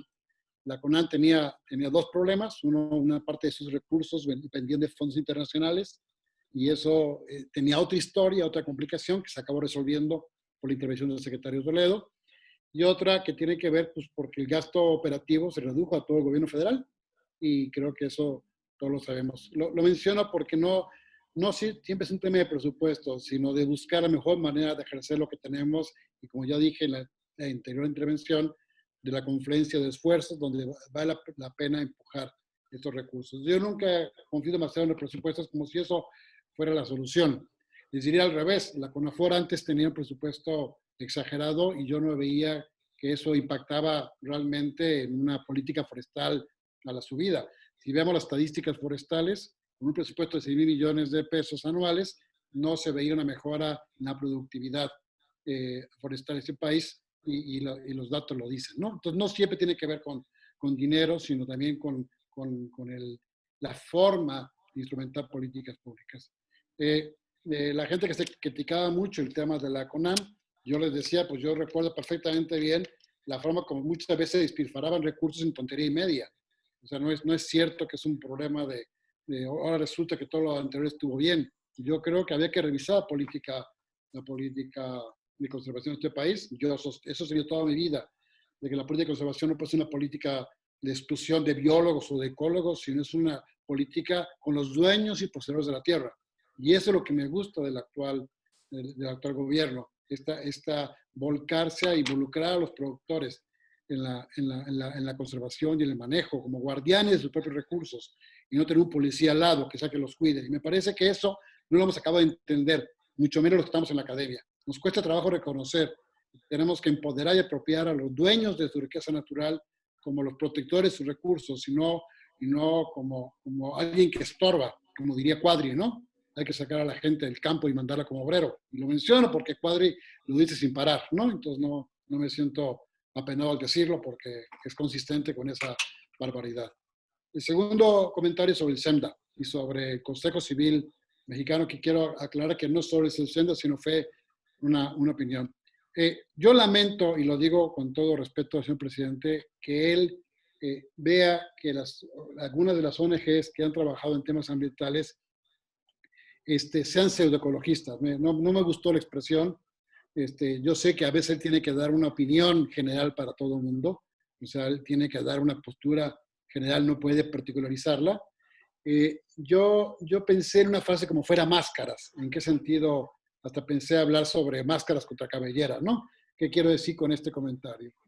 Me parece que el SENDA, el Consejo Civil y muchas organizaciones de la sociedad civil que reciben fondos internacionales tienen todo el derecho a hacer lo que hacen y pueden, con todo respeto, oponerse a una política pública, y creo que yo seré el primero que defenderé, y no sé qué político dijo eso, su derecho a hablar y a protestar. O sea, defenderé como un león el derecho a quien disiente de mí. O sea, yo no lo voy a callar por disentir de mí. Me parece que es muy importante respetar las divergencias. Entonces, a mí me parece que las ONGs como Senda, como el Consejo Civil Forestal, sencillamente deben plantear su postura y sostenerla, incluyendo los fondos que reciben, que por cierto son auditados por Hacienda, son transparentes. Yo creo en ese sentido, no es que hayan recibido dinero para pegar al Tren Maya, yo creo que reciben dinero para su visión de la política ambiental, y puedo decir, porque los conozco, que muchas veces ellos han defendido causas sociales, muchas causas sociales, en anteriores administraciones. Entonces, no es que hayan defendido a los neoliberales, al contrario. Yo tuve a SEMDA como contrincante en muchos proyectos de desarrollo cuando yo era director general de Ordenamiento de Impacto Ambiental. Entonces, lamento esa contradicción. Yo vengo de una política social, yo soy hijo de un luchador social que formó CENCOS, Instituto Nacional de Comunicación Social, y cuando el presidente decía las ONG son intermediarios, pues yo me sentí incómodo, porque CENCOS por años defendió los derechos humanos y defendió las causas que decíamos perdidas, ¿no? Entonces, me parece que falta un mejor diálogo en torno a esta parte. Yo animaría a quien no esté de acuerdo que no cejen su punto de vista, y animaría a la Presidencia de la República a buscar un diálogo en este entendimiento de las visiones sobre el desarrollo. Colegas nuestros egresados de la UAM Xochimilco formaron el Consejo Civil de Forestería Sustentable y han impulsado la forestería comunitaria como nadie en el mundo. Se han logrado impulsar la apropiación social de los bosques que antes estaban en manos de grandes concesionarios, y por luchas muy interesantes que están documentadas, se recuperó los bosques mancomunados de Oaxaca, recuperaron el control de sus bosques y ahora son empresas ejemplares como San Juan Nuevo, como los bosques mancomunados, como Ixtlán, como Calpulalpan, como el Pujil, como el Bonito Selva Maya, de apropiación social de los recursos naturales. Entonces me parece que tenemos que buscar un acercamiento, y yo espero que la secretaria María Luisa Albores pueda ayudar a buscar un mejor acercamiento de la visión social con la visión pública. Ahorita me acordé rápidamente de los cafetaleros, tanto de la TOSEPAN como de la CEPCO, experiencias maravillosas de manejo cafetalero por parte de las comunidades que están, por cierto, y paso a la última parte, generando arraigo, están generando que los jóvenes, como lo dice ahora Julio César, se queden en el lugar, impulse economía, y sí estoy convencido que el desarrollo endógeno es fundamental. Entonces, yo creo que los adversarios no están ahí. El mensaje del señor presidente es que los adversarios no están ahí. Los adversarios son de otro tipo y son más peligrosos. Es decir, creo que el diálogo para encontrar esa solución es urgente, porque yo creo que puedo no estar de acuerdo con el Tren Maya o con Dos Bocas, pero eso no es lo central. Es decir, me parece que la política, el cambio de régimen es el que estamos ahorita acostumbrándonos todos a vivir, y creo que debemos ser receptivos a buscar estas formas diferentes de hacer las cosas. Por último, me parece que no todo va a ser agroecología. Sí, yo esperaría que transitáramos a una política agroecológica general, pero hay que hacer una transición.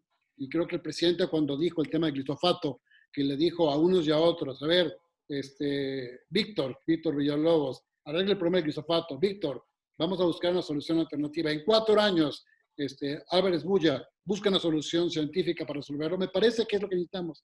O sea, buscar espacio de transición para resolver problemas.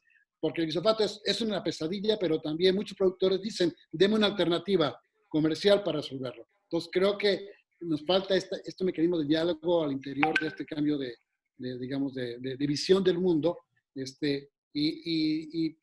Perdón que sea un poco optimista, pero falta más confianza entre nosotros de que se pueden hacer las cosas de forma diferente, pero mejor. Porque ahora se nos olvida todo el desastre que tenemos antes, ¿no? El saqueo de un país se nos olvida y nos peleamos ahora para menudencias. Yo creo que tenemos que buscar nuevas visiones, y creo que esta aportación que hace esta maestría puede ser muy útil para transversalizar el diálogo, como hacerlo mucho más amplio y no de visión corta. Creo que estamos cambiando nuestro país a largo plazo porque no íbamos bien. Que me diga que íbamos bien estaba mintiendo. Estábamos el país endeudado, quebrado, robado, corrupto y sacar los recursos. Tenemos que buscar enderezar esta visión, el rumbo, y creo que todos podemos contribuir con sentido crítico, que no debe acabarse la crítica. Y termino con eso. Creo que el SEMDA, el Consejo Civil, Animal Político, todas las organizaciones deben mantener su postura. Es muy importante que no se dejen, y también los que estamos en la función pública tenemos que seguir los golpes y aprender de ellos. Y creo que Julio César y Miguel Ángel, miren cómo está el Canoso, ¿no? Lleva años está aguantando los golpes y aprendiendo de ellos. Gracias. Gracias, Pedro. Tenemos unos minutos más y creo que si no hubiera inconveniente podríamos aprovecharlos para una última ronda en donde por una parte se recogieran algunas de las preguntas y comentarios que llegaron a posteriori y algún cierre que los panelistas quisieran también hacer. Hay, creo, según lo que se ha venido expresando aquí, también un planteamiento crítico, algunas dudas que creo que se expresan en las dos de las preguntas que llegaron al final, y a la cual yo sumaría un elemento propio, con respecto a lo que tiene que ver con los aspectos operativos de implementación. E irónicamente, creo que según lo que están planteando aquí los compañeros, pareciera que en este caso, y a diferencia quizás de lo que hubiera sido hace algunos años, preocupaciones en términos, digamos, de los objetivos ambientales, de los parámetros ambientales.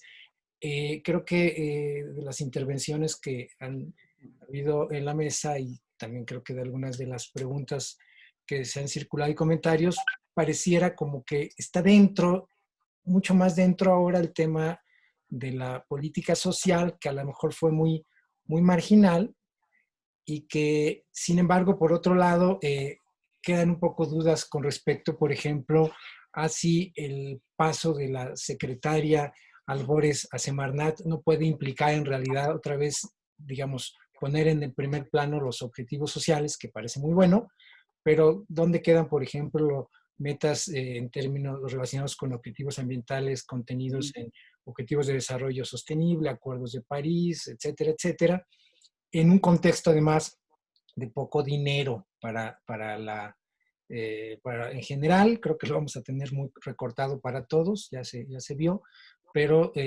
para el sector ambiental viene ya de por sí muy corto. Y en el caso, por ejemplo, de cumplimiento, hablando del tema de operación, de cumplimiento, hay también un planteamiento aquí, una pregunta, si no puede haber en realidad problemas operativos relacionados con la certificación de la que hablaba Julio César en el contexto de Sembrando Vida, y también de digamos, cómo garantizar, se preguntó Diego también, cómo garantizar que no haya pérdida de cobertura forestal o de superficie, digamos, sembrada con cobertura nativa y que sea suplantada por árboles frutales, que también es un tema que tiene que ver con ejecución, monitoreo, seguimiento, ¿no? La capacidad para hacerlo. Entonces, si se puede, creo que ya no hubo más comentarios, su expresión con respecto a esto. Ay, llegó todavía algo al final, sí, me corrijo. La postura sobre la construcción, bueno, eso es más local, ¿no? Sobre el puente vehicular de humedales que se está construyendo en la zona de Xochimilco. Otra más, la relación entre comunidades de aprendizaje campesina y las asambleas de ejidatarios, o sea, estas nuevas comunidades de las que hablaba Julio César, con las asambleas de ejidatarios o con las figuras políticas preexistentes. Y preguntas también específicas para Pedro Álvarez y Casa, en este caso, la perspectiva actual, bueno, dice del corredor biológico mesoamericano, él ya no está ahí, pero ver sobre los megaproyectos como Transísmico y Tren Maya, y cómo se lidió con el conflicto de intereses que puede haber entre lo que en su momento fue el Plan Puebla-Panamá y el corredor biológico mesoamericano, que recibía financiamiento, entre otras fuentes, del Banco Mundial. O sea, relaciona un poco con la experiencia del corredor. Y creo que ahora sí serían todos, y los invito también a hacer una reflexión final de cierre. ¿Empieza ahora, Carlos? Sí, vamos ahora al revés. ¿Me parece bien? Okay, Pedro, gracias. sí, Pedro, Julio César y Miguel Ángel, por Sí. favor. Ok, voy a ser breve, contesto primero a la pregunta que me hacen al final y después hago un cierre. Quisiera estar por decir que efectivamente el Plan Prueba Panamá, que no, afortunadamente no prosperó, no tuvo que ver con el CBM, eran efectivamente contrapuestos. El Corredor Biológico Mesoamericano fue una iniciativa regional, impulsada, entre otras, por la UCN, la Unión Internacional para la Conservación de la Naturaleza, que propuso esquemas diferentes de conservación con manejo. Es decir, los corredores como un esquema de manejo y conservación y no como esquemas aislados. Y bueno, pues yo de ahí soy. Entonces, por supuesto, acabé yo coordinando este proyecto. Pero quiero hacer una aclaración muy importante. El dinero no vino del Banco Mundial.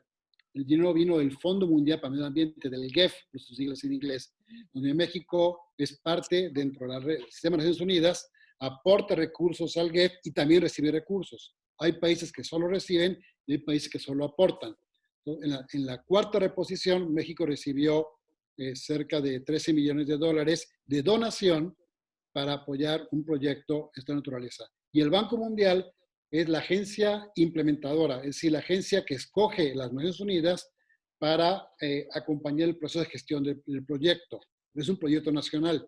Así puede ser la FAO, puede ser la UNESCO, puede ser el PNUD, puede ser la WWF. Hay muchas agencias internacionales. Entonces, el Banco Mundial era el administrador de los recursos del proyecto y el resto del dinero era dinero del propio gobierno mexicano, básicamente de SADER y, bueno, SAGARPA entonces y de Semarnat. Entonces, hubo un momento en que la CONABIO recibió la petición de la GIZ, la Agencia Alemana de Cooperación, para impulsar un proyecto para apoyar el acuerdo del CBD sobre parto justo de beneficios en torno a la diversidad genética. Y se impulsó a apoyar a organizaciones sociales de todo el país para irse preparando ante una eventual entrada en vigor del protocolo de Nagoya. Nunca se aprobó la bioprotección por parte de CONABIO, justamente fue la condición que pusimos, y tampoco aceptamos nunca participar en la parte legislativa. En México tuvo un proyecto GEF, que Miguel Ángel conoce, un proyecto GEF para impulsar el protocolo de Nagoya, con fondos propios para impulsar la propuesta. Entonces, la cooperación alemana nunca intervino ni en la parte legal y nunca aceptamos la parte bioprospectiva. Inclusive yo, cuando fui funcionario de Semarnat, me opuse a 3 proyectos de bioprospección que estaban haciendo hace 20 años y negamos los proyectos de bioprotección, que fue Singenta, que fue el proyecto de Maya, no recuerdo el nombre, y uno que se llama Diversa. Los 3 fueron rechazados en su momento. Entonces, no hay un vínculo sobre ese tema. Hubo un debate en la ley de biodiversidad que no prosperó. Yo estoy convencido que México ganó muchísimo con el protocolo de Nagoya.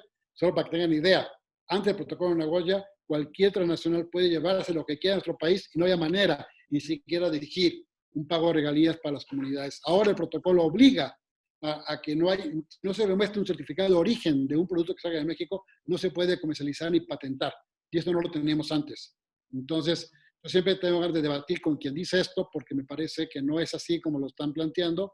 He escuchado artículos y cosas que dicen en redes sociales y yo he ofrecido debatir con quien quiera la postura que tuvo México en su momento y por qué nos convino firmar el protocolo de Nagoya. Sencillamente eran indefensas las comunidades ante cualquier saqueo indiscriminado que hubo de recursos naturales. Cuando negamos los proyectos de Singenta, del proyecto Maya, ahorita no recuerdo el nombre, y de Diversa, no teníamos marco legal para negarlo. Sin embargo, lo negamos como una política pública para evitar justamente estos riesgos al capital natural mexicano.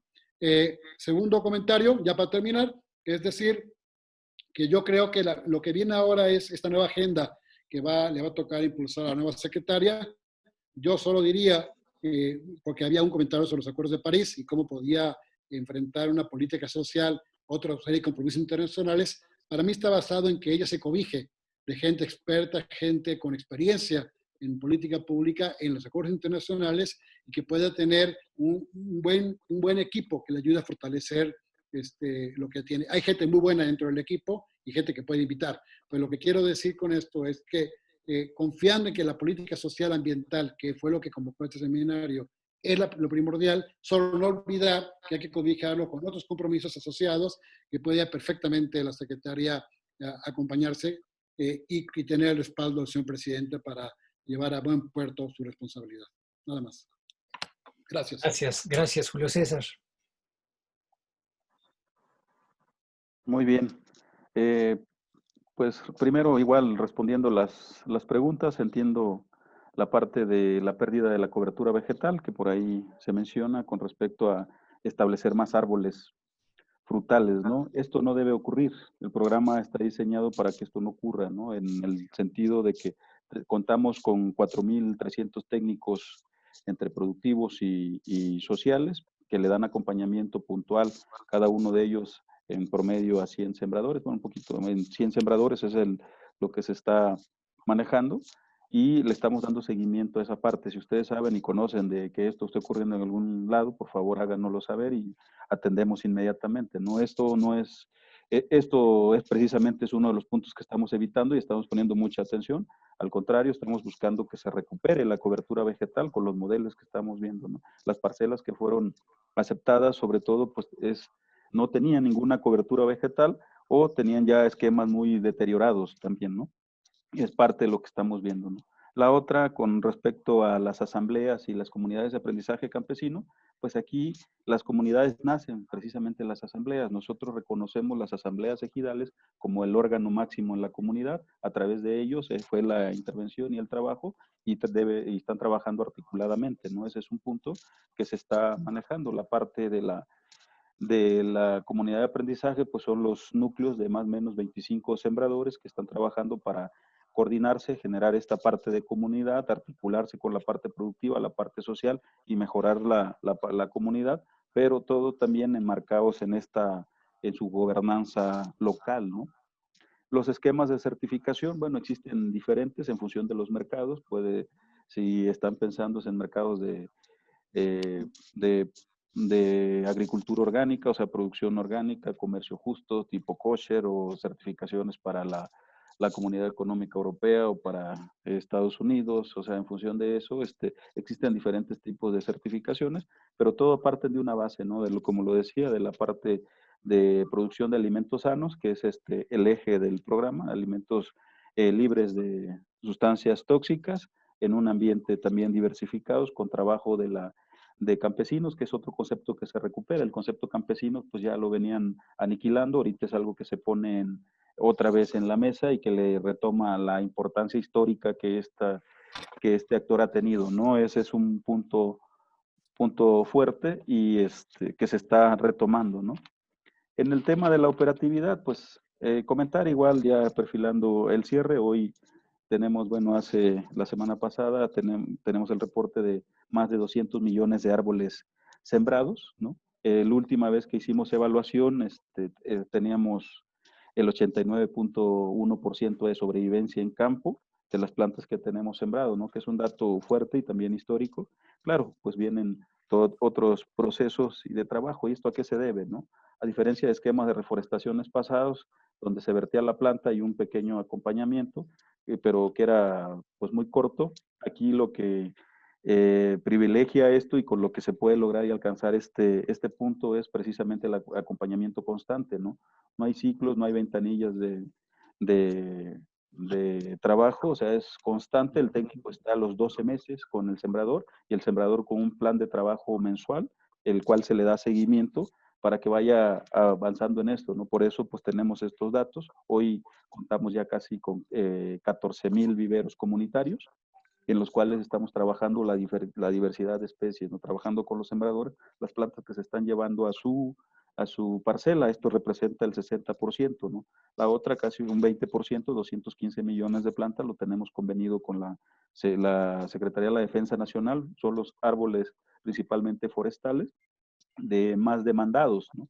Ese es el otro punto. Y los otros, pues, buscando la producción con viveros comerciales, que requieren un nivel de especialización, de injertación o de costos diferenciados, la parte de la producción, ¿no? Ese es un tema que también estamos avanzando. Estamos ya, este año esperamos cerrar con más de 400 millones de árboles sembrados en las parcelas de los sembradores, ¿no? En 2 ciclos. Del hecho, 2019 empezamos con 226,000 sembradores.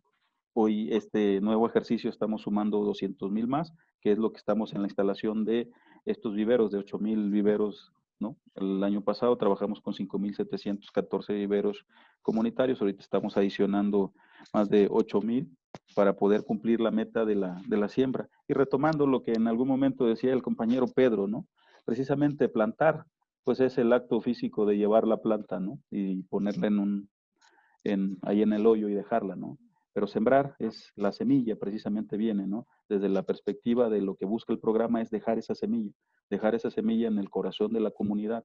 Esa es la parte fuerte que estamos buscando, ¿no? Es un cambio de base, de fondo, con muchos retos, porque como les decía hace un rato, hay vicios ahí, o sea, vienen de esquemas también, de otro tipo de esquemas, donde incluso esperábamos, hemos dado de baja a muchos sembradores que pues tampoco han entendido este papel, ¿no? Ahorita estamos viendo, pues, de que no solo es recibir el recurso, no es un subsidio que estire la mano y va a estar ahí para el momento que quiera, sino hay un plan de trabajo, hay una tarea y hay un objetivo que cumplir. Y en función de eso, pues estamos sembrando esa semilla, ¿no?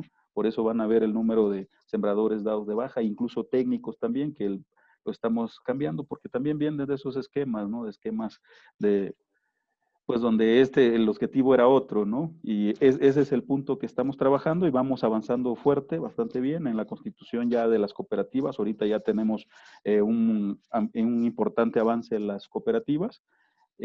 Precisamente estamos ya perfilando el siguiente año como el año de, pues, ver todo el tema de mercadeo, todo el tema de encadenamientos, ahorita para poder ir avanzando y complementar los sistemas que nos van a hacer falta, ¿no? Sobre todo las plantaciones que entran este año, pues las terminaremos el siguiente año, ¿no? Ahorita estamos prácticamente cerrando lo que empezamos de instalar los sistemas que empezamos el año pasado, ¿no? Ese es los retos que tenemos. Estamos trabajando en 20 estados con como les decía, con 4,300 técnicos y con apoyo de un facilitador que le ayuda a la parte de la coordinación de los trabajos en campo, a la parte de seguimiento y sobre todo a la parte de vigilancia de 430, ¿no? Que tienen el apoyo total nuestro en 28 territorios, que es lo que nos hemos, en los que estamos trabajando actualmente, ¿no? Con esto quisiera yo cerrar mi participación. Si existiera alguna pregunta, pues sigo abierto. Gracias, Julio César. Finalmente, Miguel Ángel. Sí, varios comentarios finales. Miren, y retomando un poco lo que mencionaba Pedro. Primero que nada, cuando hablamos de si el presupuesto es mucho o poco, lo primero que nos tenemos que preguntar realmente es si ese presupuesto se está aplicando con eficacia y eficiencia. Y la verdad, hay muchísimas áreas de oportunidad en los instrumentos de política pública para hacer las cosas con mucho mayor eficacia y eficiencia. Tuve la oportunidad hace pocas semanas de estar en una encuesta que me mandó la CONAFOR, donde había una batería de preguntas de posibles cambios que se pudieran hacer en sus programas presupuestarios y esos cambios qué tanto dependerían o no de presupuesto. Y curiosamente, casi todo lo que yo por lo menos contesté era independiente de tener más o menos presupuesto, ¿eh? Y implicaban mejoras cualitativas importantísimas a la forma de hacer las cosas. Obviamente el presupuesto importa, pero también entonces tenemos que tener una visión integral y transversal de lo que es el presupuesto. Y retomo lo que ya se ha estado diciendo. Al final de cuentas, si lo que están haciendo otras secretarías de Estado que impactan en el tema ambiental está hecho con eficacia y eficiencia, pues al final gana toda la política ambiental de nuestro país. Y un ejemplo es Sembrando Vida. Si se hace Sembrando Vida con eficacia y eficiencia desde una visión de sustentabilidad, pues eso va a impactar obviamente en nuestra política de emisiones de gases de efecto invernadero y va a contribuir a nuestros compromisos de cambio climático, independientemente de todo lo que tiene que ver con biodiversidad y etcétera, ¿no? Vamos a hablar del tema de los acuerdos de París. Está en proceso de construcción, ya en sus últimas etapas ya de negociación, el Programa Especial de Cambio Climático, conocido sencillo. Pero justamente porque el Programa Especial de Cambio Climático de esta administración tiene que estar totalmente vinculado con los compromisos de México en los acuerdos de París. Y además tiene que quedar claro que el principal elemento de respuesta de este documento va a tener que ser la política de la CENER, la política de la SADER, la política en materia de comunicaciones y transportes, y todos estos elementos tienen que quedar inmersos en el programa y tienen que estar alineados para cumplir con los acuerdos de París. ¿Sí? Finalmente, hay una comisión intersecretarial de cambio climático involucrada y en el seguimiento y aprobación de todo esto.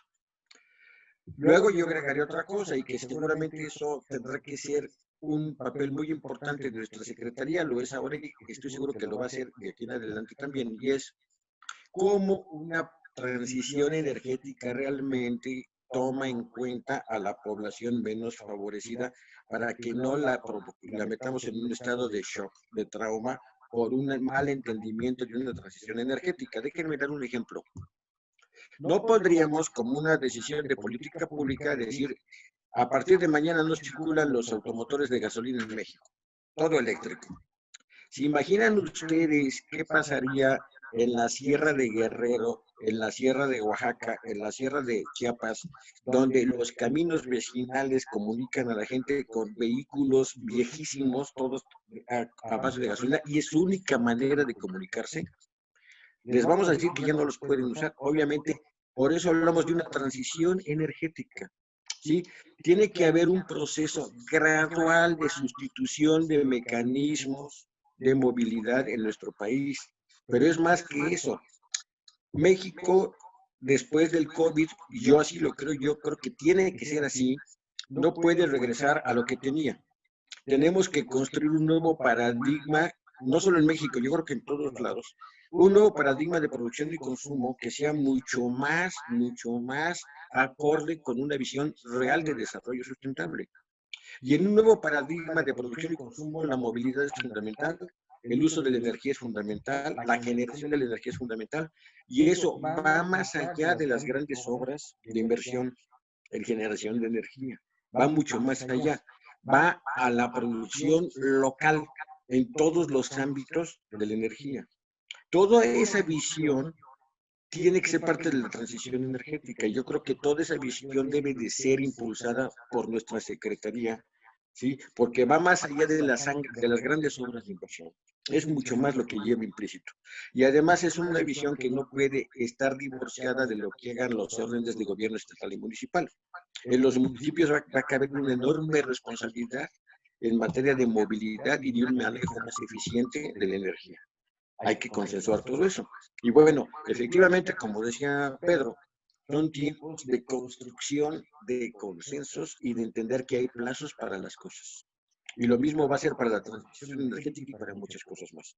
Cerraría un ejemplo de cómo con poco dinero, sin embargo, podemos ser más eficaces.